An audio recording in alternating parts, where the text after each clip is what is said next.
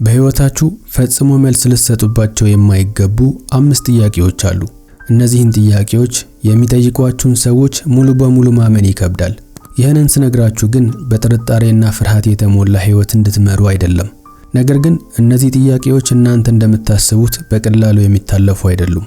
እነዚህ ጥያቄዎች በጥላቻ፣ በመጋጨት ወይም በንዴት የሚቀርቡላችሁ ሳይሆን በሚያማልል የጓደኝነት፣ የሐሳቢነትና የክብር ካባ ተጠቅልለው የሚቀርቡ ጥያቄዎች ናቸው።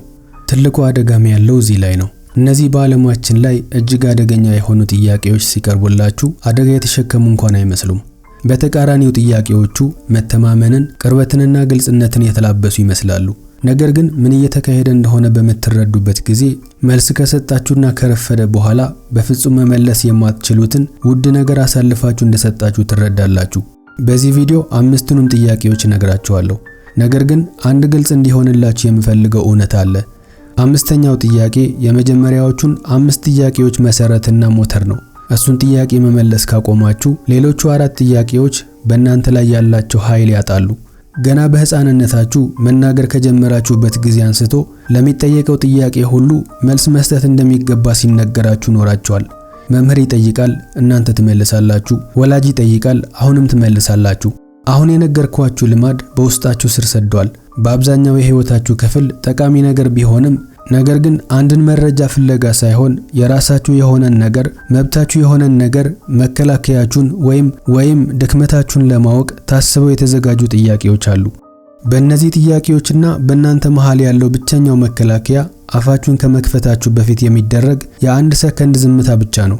ነገር ግን አብዛኛው ሰው ይህንን ዝምታ አይጠቀምበትም። አብዛኛው ሰው ለተጠየቀው ጥያቄ በፍጥነት ይመልሳል።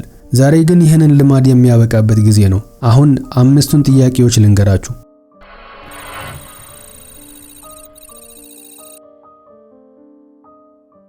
አንደኛው ጥያቄ ምንም አይመስልህም አይደል ወይም ምንም አይመስልሽም አይደል ተብላችሁ ስትጠየቁ አሁን ሁኔታውን በአይነ ህሊናችሁ ተመልከቱት። አንድ የሥራ ባልደረባችሁ እናንተን ሳያማክር በእረፍት ቀናችሁ እንድትሰሩ ስማችሁን ያስመዘግባል።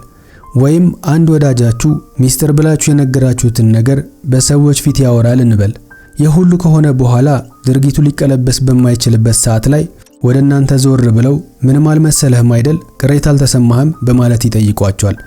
በዚህ ጊዜ ሰከን ብላችሁ ማሰብ አስፈላጊ ነው። እዚህ ጋር የተከሰተውን ነገር በትክክል አስቡት። አሁን የእናንተን ፍቃድ እየጠየቁ አይደለም። ከሆነም ድርጊቱ ከመፈጸማቸው በፊት መጠየቅ ነበረባቸው። አሁን እነሱ እያደረጉ ያሉት ቀድሞ ለፈጸሙት ጥፋት የይቅርታ ፌርማችሁን እንድታስቀምጡላቸው ማስገደድ ነው። ጥያቄው አይ ቅር ብሎኛል ብላችሁ ከተናገራችሁ እናንተን እንደ ችግር ፈጣሪና አቃቂር አውጪ አድርጎ ለመሳል የተዘጋጀ ወጥመድ ነው። ስለዚህ አብዛኛው ሰው በውስጡ እየተቃጠለም ቢሆን ምንም ችግር የለውም በማለት ያልፈዋል። በዚህ ጊዜ እነሱ በእናንተ ላይ ያደረጉት ሙከራ ይሳካላቸዋል ማለት ነው። አሁን የእናንተን ፍቃድ ሳይጠይቁ ድንበራችሁን መጣስ እንደሚችሉ ተምሯል። በሚቀጥለው ጊዜ ተመሳሳይ ጥያቄ ሲመጣ ደህና ነኝ ብላችሁ እንዳትመልሱ። በተቃራኒው ያ ሰው ቀድሞ ቢጠይቃችሁ የተሻለ እንደነበረ ንገሩት። ወይም ደግሞ በሚቀጥለው ጊዜ እናንተን የተመለከተ ውሳኔ ሲያደርግ ቀድሞ እንዲያሳውቃችሁ ንገሩት። ፊታችሁ ላይ ንዴታችሁ ሳታሳዩ ነገር ግን የማይደፈር መስመራችሁን አስቀምጡ። ሁለተኛው ጥያቄ እውነቱን ልንገርህ ወይም እውነቱን ልንገርሽ ስትባሉ። ይሄኛው ጥያቄ ለመለየት ትንሽ ይከብዳል።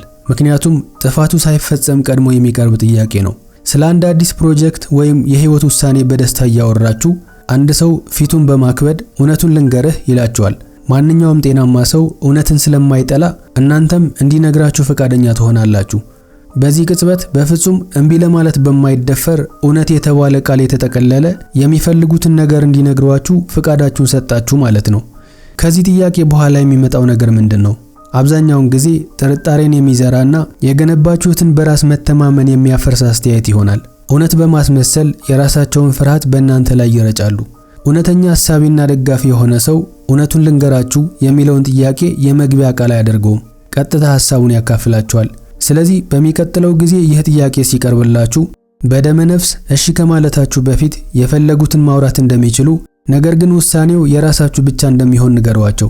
በዚያን ጊዜ የተዘጋጁበት ሐሳብ እውነት ከሚለው ጋሻ ጀርባ መደበቅ ስለማይችል እውነተኛ ማንነቱ ይጋለጣል። ሶስተኛው ጥያቄ በኔ ቦታ ብትሆን ምን ታደርግ ነበር ወይም በኔ ቦታ ብትሆኚ ምን ታደርጊ ነበር የሚል ጥያቄ ሲቀርብላችሁ ከአምስቱ ጥያቄዎች ምንም ጉዳት የሌለው የሚመስለው ጥያቄ ይሄኛው ነው። ለምሳሌ አንድ ወዳጃችሁ የሆነ ከባድ ውሳኔ የሚያስፈልገው ነገር ከፊቱ ተደቅኖበታል እንበል። እናም ያ ወዳጃችሁ በእኔ ቦታ ብትሆን ምን ታደርግ ነበር ብሎ ሲጠይቃችሁ አክብሮት ይሰማችኋል። በጥልቀት ካሰባችሁ በኋላ በቅንነት የተሞላውን ምክራችሁን ትለግሳላችሁ። ነገር ግን እዚህ ጋር እየሆነ ያለው ነገር በፍጹም አልገባችሁም። ያ ሰው የውሳኔውን ክብደት፣ ስጋትና ኃላፊነት ብቻውን ከመሸከም ይልቅ እናንተ ሳትረዱት ግማሹን ትከሻችሁ ላይ ያስቀመጠው ነው። የሰጣችሁትን ምክር ተቀብሎ ቢሳካለት ውሳኔው የራሱ ስለሆነ ሞገሱን ለራሱ ይወስዳል። ነገር ግን ነገሮች ከተበላሹ ውሳኔው የእናንተ እንደሆነና አድርግ እንዳላችሁት በመግለጽ ወቀሳው ወደ እናንተ ያመጣዋል። አንዳንድ ሰዎች የወሰኑት ነገር ድንገት ትክክል ካልሆነ ተጠያቂነትን የሚጋራቸው ሰው ይፈልጋሉ። ስለዚህ በእንደዚህ አይነት ሁኔታዎች በቀጥታ መልስ እንዳትሰጡ። በተቃራኒው የእነሱ ውሳኔ ወደ የትኛው እንደሚያደላና ውስጣቸው የሚነግራቸው ነገር ምን እንደሆነ ጠይቋቸው።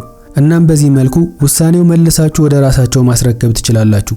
የእናንተ ስም የሌላን ሰው ሕይወት በሚወስን ነገር ላይ መለጠፍ የለበትም። አራተኛው ጥያቄ ማን ነገረህ ወይም ማን ነገረሽ ተብላችሁ ከተጠየቃችሁ።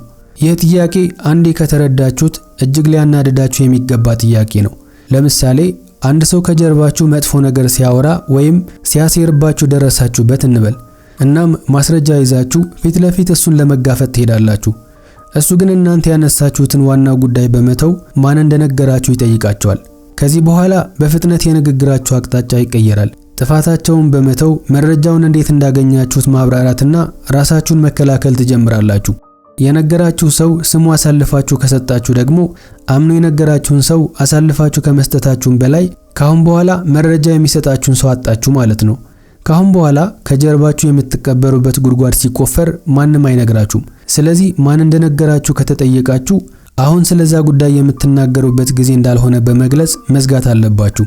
በተጨማሪም ዋናው ቁም ነገር የተባለው ነገር እውነት ነው ወይስ አይደለም የሚለው እንደሆነ ንገሯቸው። በሐሳባችሁ በመጽናት ምንም አይነት ማብራሪያ እንዳትሰጡ፣ ማንንም ሰው አሳልፋችሁ እንዳትሰጧቸው። አምስተኛው ታምነኛለህ አይደል ወይም ታምነኛለሽ አይደል የሚል ጥያቄ ከቀረበላችሁ። ይህ ጥያቄ ከሁሉም ጥያቄዎች ዋናውና መሰረት ነው። ጥያቄው የሚወስደው መረጃ ወይም ፍቃድን ብቻ አይደለም። ጥያቄው ሙሉ በሙሉ ትጥቃችሁን ያስፈታችኋል። አንድ ሰው ግንኙነት በጀመራችሁበት ጊዜ ወይም ትልቅ ጥያቄ ከማቅረቡ በፊት ሞቅ ባለ ስሜት ታምነኛለህ አይደል ወይም ታምነኛለሽ አይደል በማለት ይጠይቋቸዋል። እናንተም አላምንህም ማለት ትንሽ ለመናገር ከባድ ስለሚሆንባችሁ እንደምታምኗቸው ትናገራላችሁ።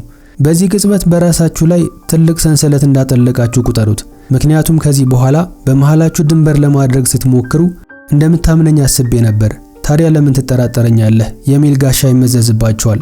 እውነተኛ መተማመንን ያተረፉ ሰዎች መቼም ቢሆን በቃል እንድታረጋግጡ አይጠይቋችሁም። መተማመን በጊዜ ሂደትና በተግባር የሚገነባ ነው።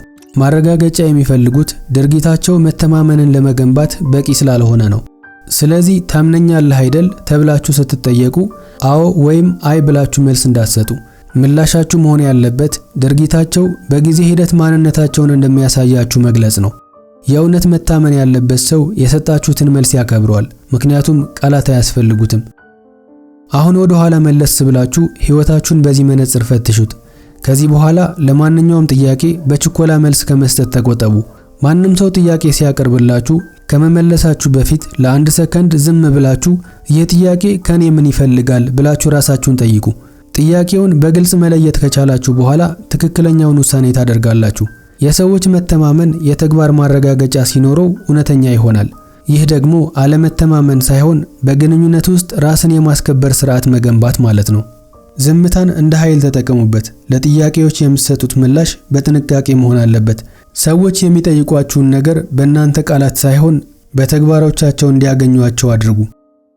በዚህ ቪዲዮ በትንሽም ቢሆን ቁም ነገር ከተማራችሁበት ቪዲዮውን ላይክ ማድረግ እንዳትረሱ። ተመሳሳይ ይዘት ያላቸው የስነ ልቦናና የህይወት ትምህርቶችን በቀጣይነት ለመከታተል ደግሞ ቻናሉን ሰብስክራይብ አድርጉ። በሌላ ቪዲዮ እስክንገናኝ በያላችሁበት ሰላማችሁ ይብዛ። ባይ ባይ።